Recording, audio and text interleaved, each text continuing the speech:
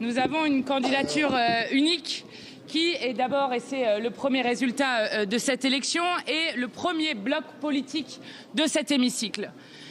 Je le dis, à quel point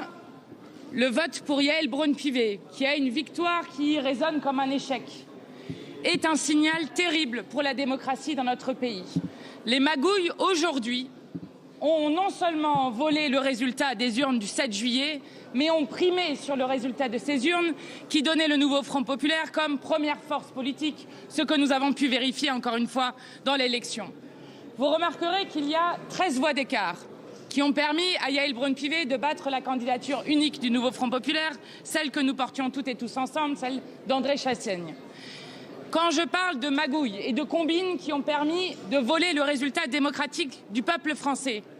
vous remarquerez que hier, alors que Emmanuel Macron avait jusqu'alors refusé la démission du gouvernement d'Attal, alors que les Français et les Françaises ont choisi d'infliger une défaite sévère à la politique d'Emmanuel Macron et surtout d'exiger une rupture,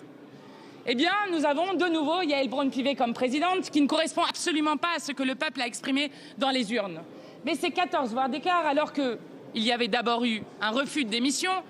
eh bien hier,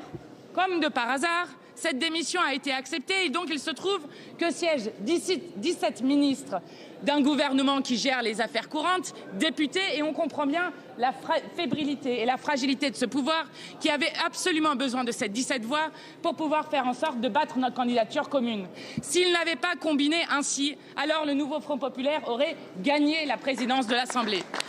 Je rajoute que vous noterez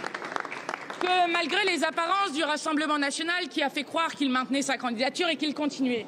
il manque 2 voix à l'extrême droite qui se sont portées sur la candidature de Yaël Braun-Pivet. Et que donc, comme d'habitude, l'extrême droite joue l'assurance vie du système en permettant à Yaël Braun-Pivet, là aussi, de l'emporter. Il y a donc 13 voix d'écart. Ces 13 voix d'écart sont une combine pour, là aussi, je le répète, voler le résultat des urnes. Et nous le disons, nous sommes, et c'est ce que nous avons vu aujourd'hui, dans le premier, dans le second tour et dans le troisième tour, s'il n'y avait pas eu de telle combine, nous sommes le premier bloc politique et nous exigeons d'Emmanuel Macron qu'il arrête le déni démocratique dans lequel il se trouve et qu'il nomme un premier ministre ou une première ministre du nouveau Front populaire, parce que nous continuons à aspirer à gouverner ce pays, d'autant plus dans un moment